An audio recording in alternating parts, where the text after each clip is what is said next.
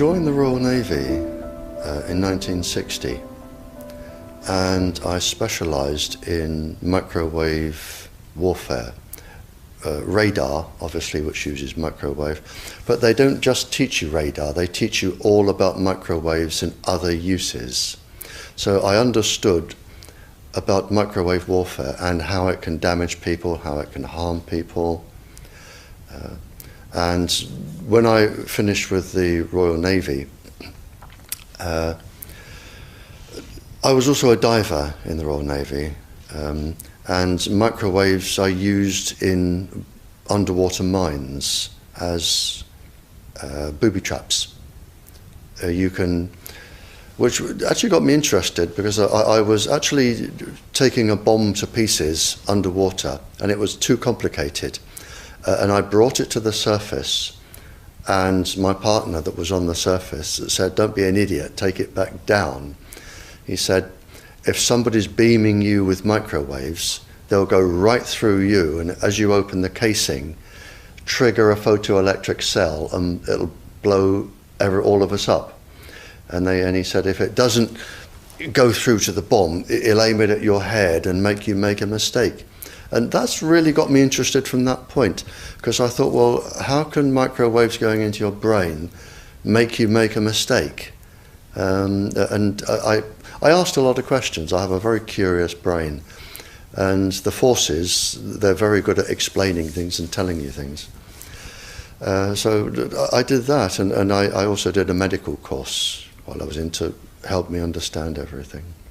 And when I left, a small part of my job was to question captured agents, spies, terrorists, because microwaves then were used as weapons, as they are today. It is a perfect stealth weapon. And when governments don't like a group of people, for instance, the ladies who protest at Greenham Common in England about the American missile base they camped, they were microwaved. We microwaved Catholics in Northern Ireland to make them sick. It goes on all over the world. And it's a weapon that you don't know you're being targeted, because the dose is very, very low, which is actually more dangerous than a high dose.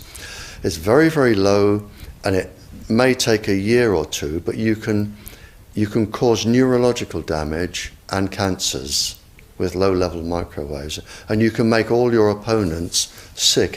It's a perfect weapon for a government to use. So that was going on, and I gathered all the information about that from people who were captured from other countries to find out what technologies they had, what pulse frequencies they used.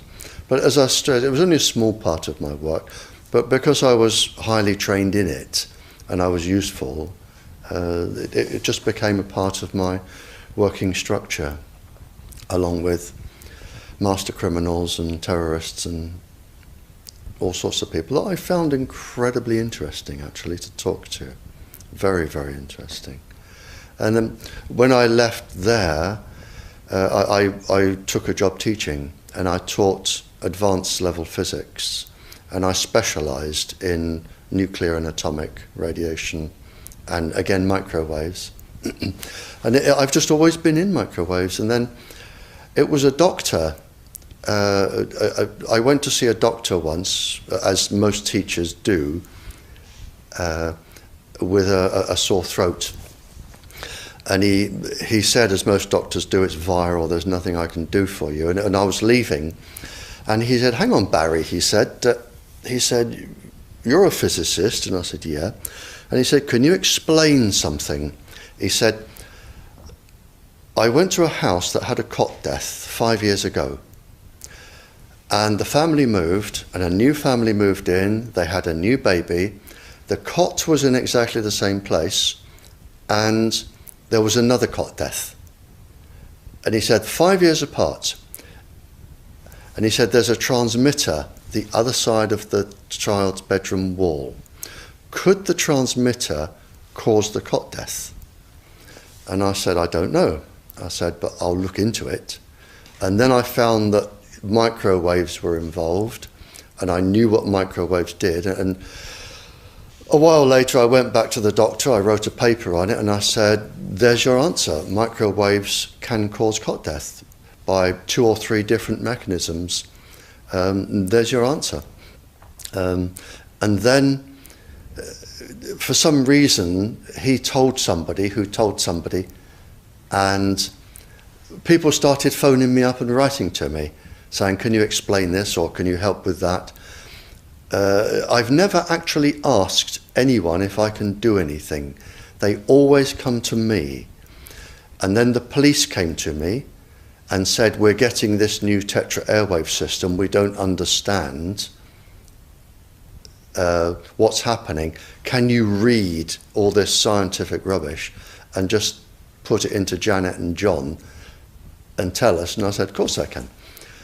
So that was published, and since then it's snowballed and snowballed and snowballed, and now I receive up to 1,000 communiques a week from various countries, various people, and I can't handle it. So, and I'm here now because somebody asked me to come here. Wi-Fi, I think anyone who puts Wi-Fi into a school should be locked up for the rest of their life.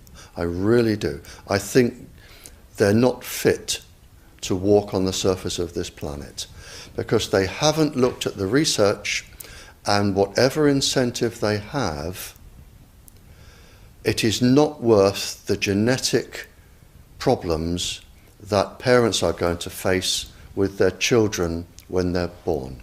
And if you think of a single parent, a mother, who has a genetically deformed child, that particular mother will feel guilty because she gave birth. She will feel guilty, and she will be worried every single second of every single day for her life.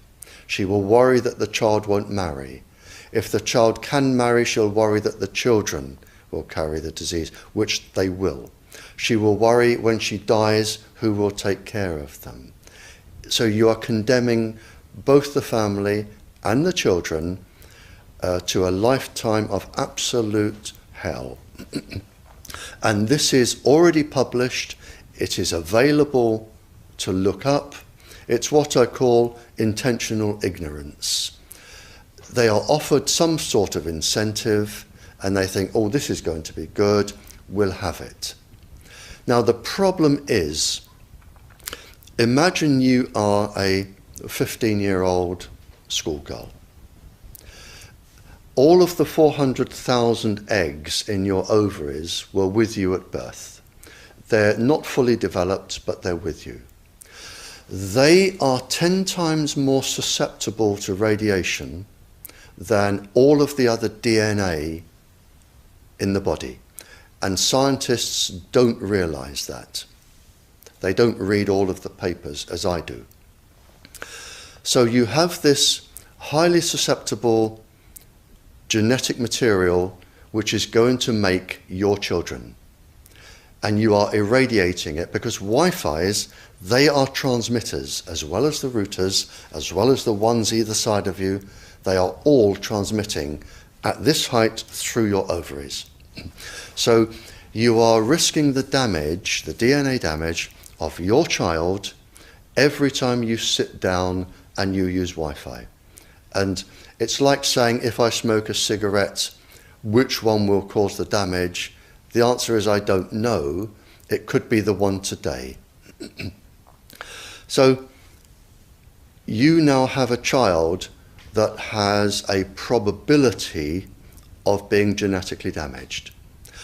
But the real damage is when that child grows up. You have genetic material in your ovaries which could be damaged. Now, the real problem comes, so you have a child that could be born genetically damaged, but the real problem comes when you become pregnant. If you are a teacher or a mature student and you become pregnant. because the embryo inside your womb, in the first 100 days, all of those 400,000 eggs are forming in your embryo, your child's ovaries. So your child could be born with genetically damaged eggs.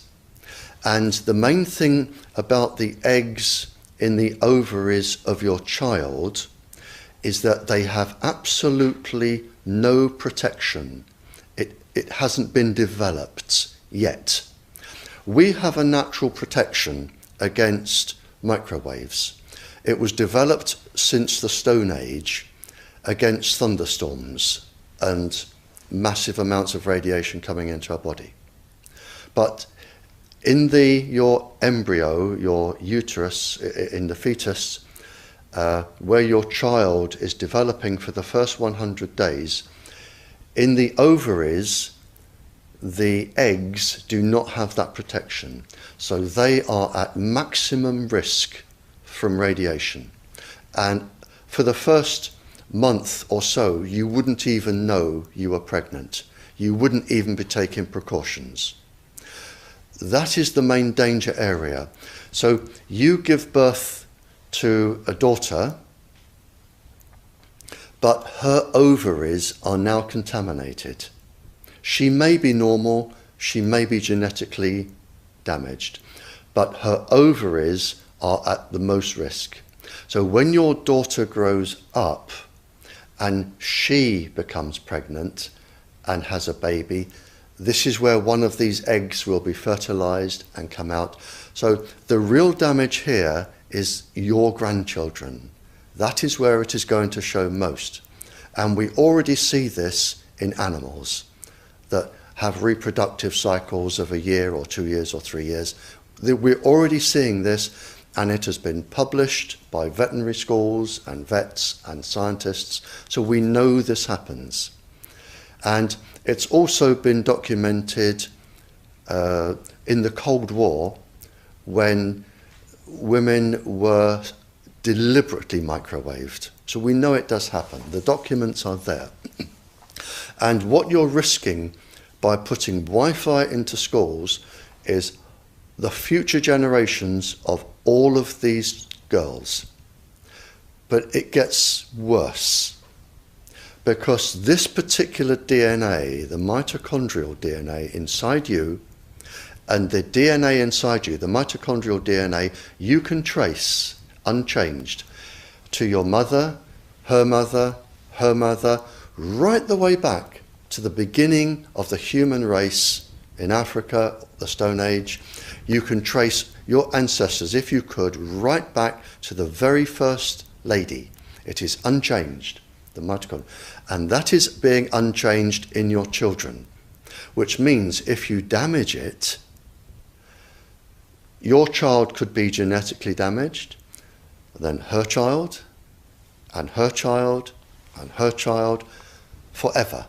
You are condemning the future generations of every single child until there are no more lines left in the female in your family. You must stop. A female must stop producing children for this to stop. So when you put Wi-Fi in schools, what you're saying is, for the sake of a little bit of money that saves getting a workman in to drill holes through the walls to feed cable, because it's cheaper, we're just going to put Wi-Fi in, but you can have genetically damaged children for the rest of your family's career. That's what we're saying.